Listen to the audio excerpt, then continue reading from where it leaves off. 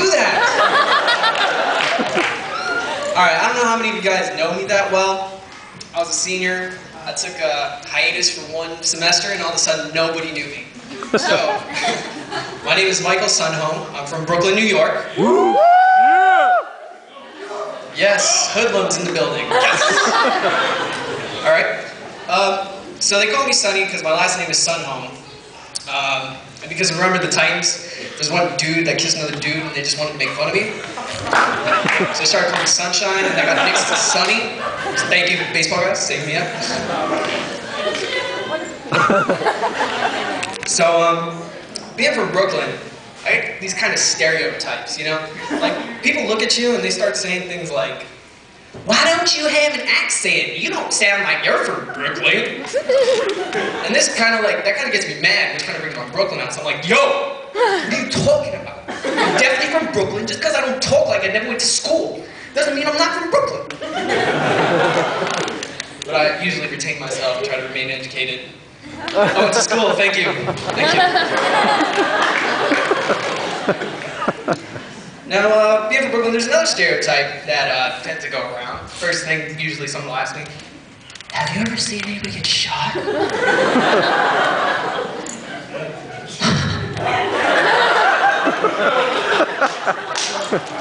And, no, Brooklyn isn't really that bad of a place, you know? Like, Brooklyn's pretty awesome. We got some great people here from Brooklyn. They don't like to shout out themselves, apparently, and give me a hand. Yeah. Having those Brooklyn stereotypes has also helped me in a lot of my life, you know? Like, going someplace and someone challenges you, "I'm from Brooklyn." All of a sudden they're thinking, "He's gonna shoot me." He's gonna shoot me. And that works out pretty well. I mean, like, these stereotypes are going back for years. Anybody here see the Newsies? Yeah. Who knows Spot Column? Yeah. 5 foot, 110 pounds? Nobody messed with him. Come on. Because he was from Brooklyn. Now, another thing that people don't really know about me that much is that I was homeschooled. Anybody homeschooled here? Yeah, losers. All right.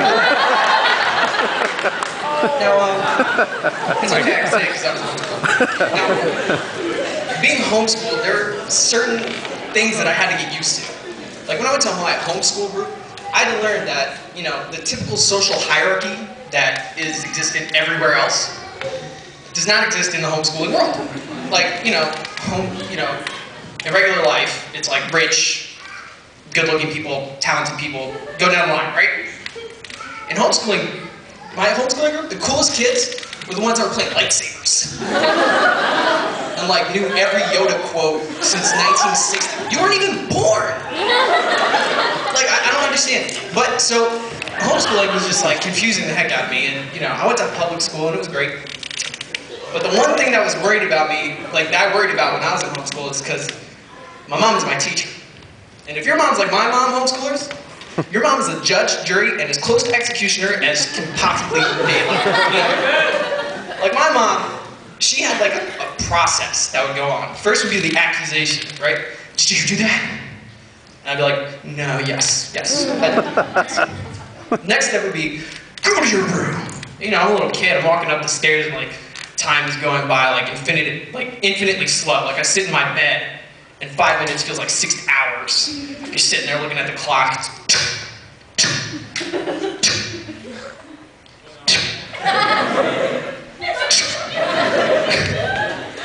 I don't know my clock so well.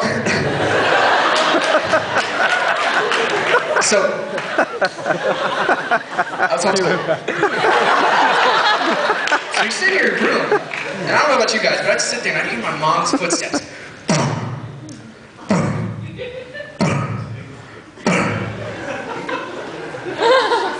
I'm looking for pillows, I'm trying to stuff them in my pants, I'm like hiding. Go here in the room. Like 5 foot by 5 foot square. You're not gonna hide. So mom comes in and, you know, immediately you're clenching. My mom gives the option. She'd have 2 different spoons. She'd have the metal spoon, and she'd have the wood spoon with like flowers painted on it, just to like make fun of it. It's decorative, and I can hit you with it. So, like, my mom is amazing. She had this amazing ability to just like oh, that stung, you know?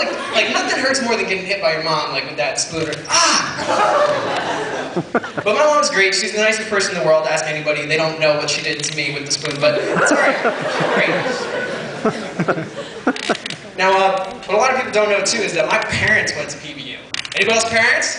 Woo! Woo! No one's admitted it. I know like 90% of you have at least parents, aunts, uncles that went to the school. It's okay.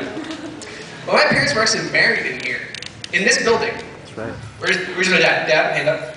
Let's hear it for him. Get married here.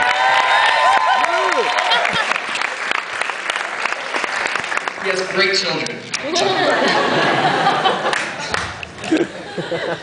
And so my first experience at PBU was meeting Dr. Peterson. Enough said. And the best joke he told me was that the garbage cans outside are like R2-D2 and Darth Vader spawned together and made like little...